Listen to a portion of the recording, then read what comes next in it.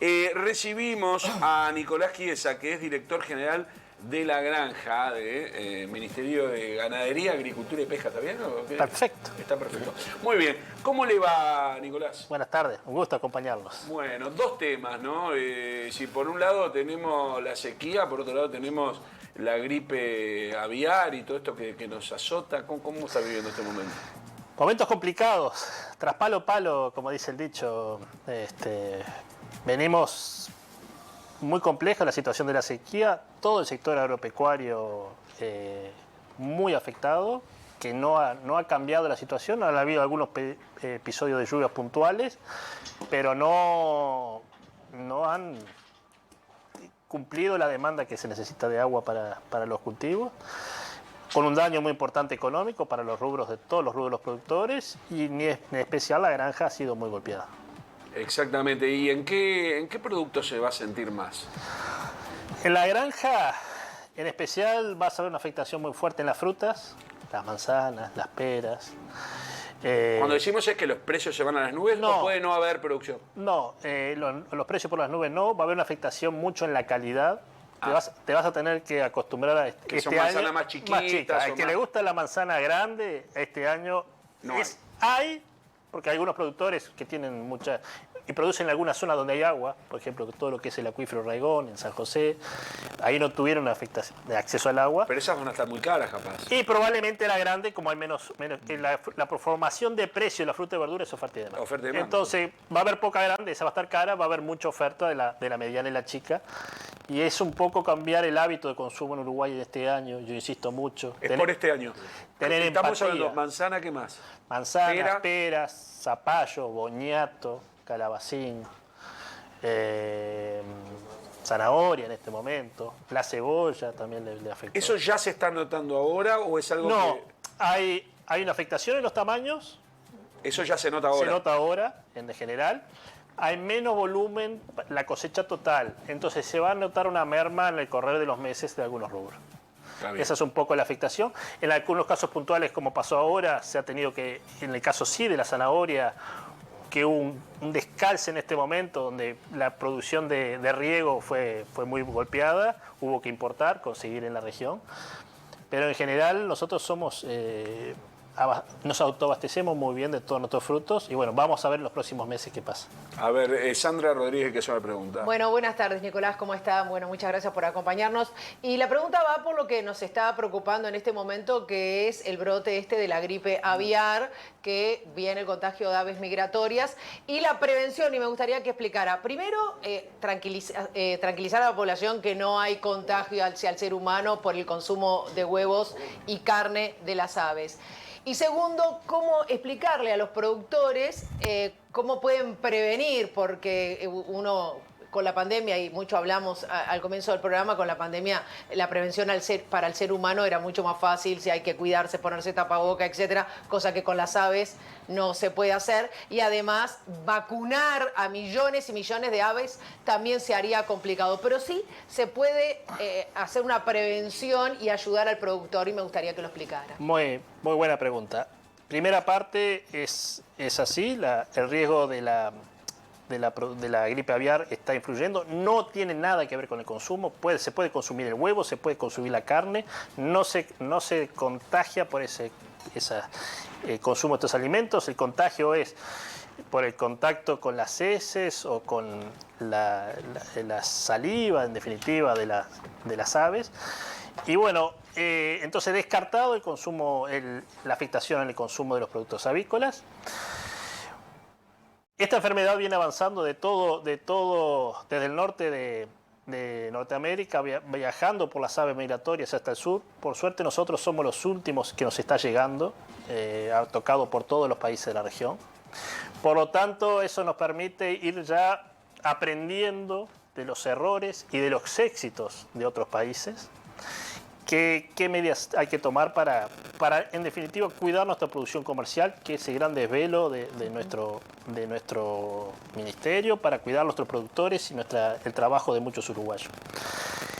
¿Qué medidas tomar? Muchas. Y tú lo dijiste claro cuando fue el COVID. El COVID era el tapaboca, el distanciamiento social, la desinfección. Esto es un virus, una gripe, es igual que el COVID, entonces no le podemos poner tapabocas a las aves, pero sí las medidas de bioseguridad para las aves, para los galpones. ¿Y cuáles son ellas? Evitar que tengan contacto con las aves que los contagian, las aves, la fauna nativa. En definitiva, que todos los casos que han ocurrido hoy en Uruguay, que por suerte hasta ahora ninguno es en un predio comercial, sino que son o aves nativas o aves traspatio, es porque han tenido contacto con las aves. Entonces, que no ingresen, que no tengan contacto con los alimentos, que no se generen excrementos de esas aves dentro de los galpones. Que el trabajador cuando va a ingresar se desinfecte, se cambie de ropa, los zapatos es una forma muy fácil de transmitir el virus dentro de los galpones. Si Uruguay cumple, y así lo han hecho otros países, las medidas de bioseguridad a rajatabla, funciona a rajatabla. Bien. Tenemos que hacer las cosas bien y no decir, hoy no me da pereza cambiarme los zapatos. Sí, entonces, si hacemos las cosas mal, digo que en algunas nos va a tocar. Entendí. Sandra, complementar, ya voy con Alberto. Dame un segundo. Y lo último es preguntarle si ya se estudió el apoyo que le va a dar el Ministerio de Ganadería a los productores, porque bien sabe que cuando llega la camioneta del Ministerio a los establecimientos hay como un pánico, se viene la sanción, nos van a multar porque tenemos las aves traspatio, que bien lo decía, sueltas y las tenemos que encerrar, pero ¿ya se estudió cuál va a ser primero el apoyo antes que la sanción? Nos faltó aclarar una cosa, estaba el tema de las vacunas. Ok, sí. Esa es una. El mundo ha empezado a desarrollar vacunas. Uruguay generó un GACH en el mismo mecanismo como generó el COVID, de expertos del sector público, de expertos del sector privado, para definir el rumbo. Vacuna sí, vacuna no. Si vacunamos, ¿qué vacuna? La vacuna no te da 100% de inmunidad, tiene ciertas eficiencias, que genera cierta, no es tan específica a veces para las cepas que aquí tenemos. Entonces... genera inmunidad, pero no total. No total, exacto. Es lo mismo que pasa con el COVID. Entre eso y la complicidad y la complicación. Entonces, tú dijiste que ahí tenemos varios millones de gallinas ponedoras, varios millones de gallinas que tienen una mayor rotación, como son las aves para faena. Entonces, eso es una decisión que todo el sector, con el público y privado, van a generar una propuesta para elevar al Ejecutivo qué rumbo a seguir. Eso están trabajando hoy los técnicos. Vino gente de Chile que son especialistas en este tema para fijar el rumbo. Esa es una primera etapa. Y luego, hoy, Uruguay, el Ministerio de Ganadería declaró la emergencia agropecuaria y dentro de ello incluyó específicamente el sector aviar por un tema sanitario.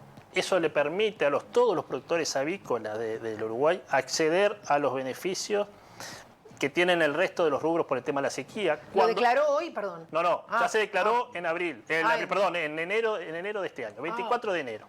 Entonces, al estar declarado dentro de la emergencia agropecuaria, accede, por ejemplo, hoy van a acceder a préstamos a 5 años sin interés, a pagar en 2 años de gracia, con el objetivo de que tengan oxígeno para tomar todas las medidas de seguridad. No hay razón hoy para que tengamos los galpones en malas condiciones, sin protección, porque hoy tenemos que cuidar las aves.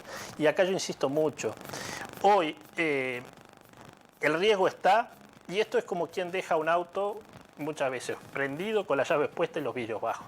Si después te lo roban, no tentes al diablo.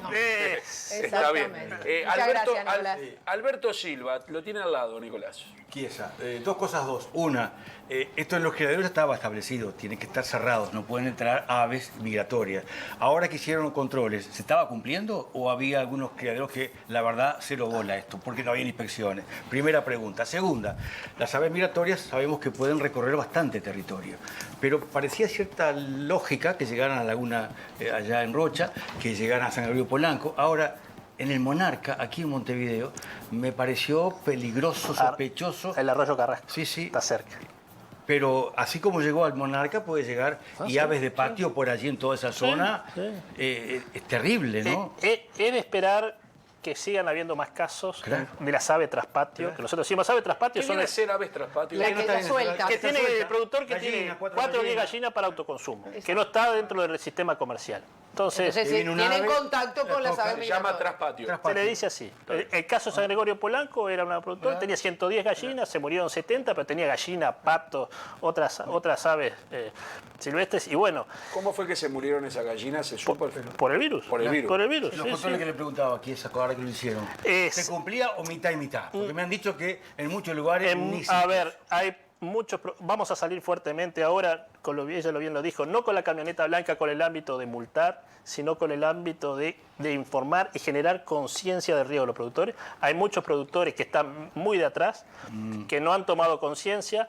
En especial, insistimos mucho en la producción de huevos, es la que viene más atrás, la que es Zafazón, la que trabaja con la industria, viene más adelantada en la norma de seguridad. Entonces, el objetivo es los técnicos de DIGEGRA, de desarrollo rural, descentralización y de servicios ganaderos, vamos a salir en conjunto a generar información y a decirle, señor, usted tiene todas las herramientas para hacer las cosas bien, sea responsable y cuida sus aves. Tome conciencia, porque esto es igual que COVID. Igual que COVID, hay que generar conciencia en la población de que acá tenemos que cuidar nuestra producción.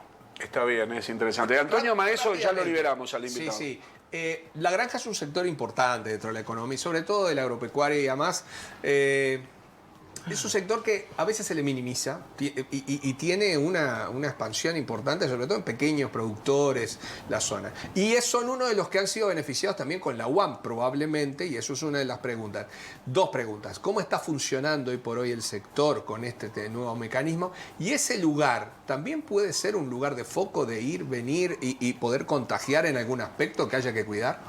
Con el tema de las... A ver, no. Con el tema de la gripe aviar, no. Digo, es como quien ir a un shopping, es lo mismo. Digo, es el movimiento de los productores, donde hay gente, puede hacer la transferencia de la enfermedad. La granja, el gran valor que tiene nuestra soberanía alimentaria, nuestra producción de alimentos, producimos la gran mayoría de los alimentos que nosotros uruguayos consumimos, que llegan a nuestra mesa. La gran mayoría de nuestros alimentos pasan por la UAM.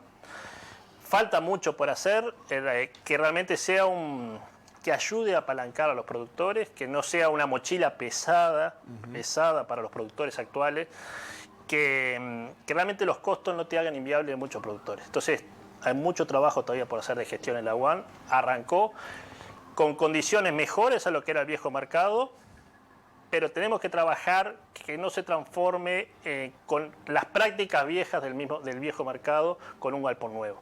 Entonces, hoy todavía hay mucho para trabajar en la UAM. Está bien. La ultimísima, la sequía. Yo soy una bestia porque para mí el campo es algo que no tengo ni idea de qué se trata. ¿La sequía afecta a la granja de la misma forma que afecta, por ejemplo, las vacas y todo? Sí, porque, a ver, la granja es de la que más se ha invertido en riego, pero no está nunca preparada para el tamaño de déficit que hemos tenido. Sí, Está bien. se han secado los pozos. Se secaron los pozos, se secaron las reservas, se secaron las tomas, los arroyos. Hoy se están muriendo árboles frutales de más de 70 años, que hoy siguen, perales, que siguen siendo comercialmente, que vienen funcionando. Pasaron 70 veranos, que en esa época probablemente ni riego existieron, y las llevaron adelante y hoy se están secando. Con un año, con unos meses. Entonces, es de las peores secas en las últimas décadas por lejos. Entonces, el golpe a la granja es duro y los productores la están pasando. Es inevitable.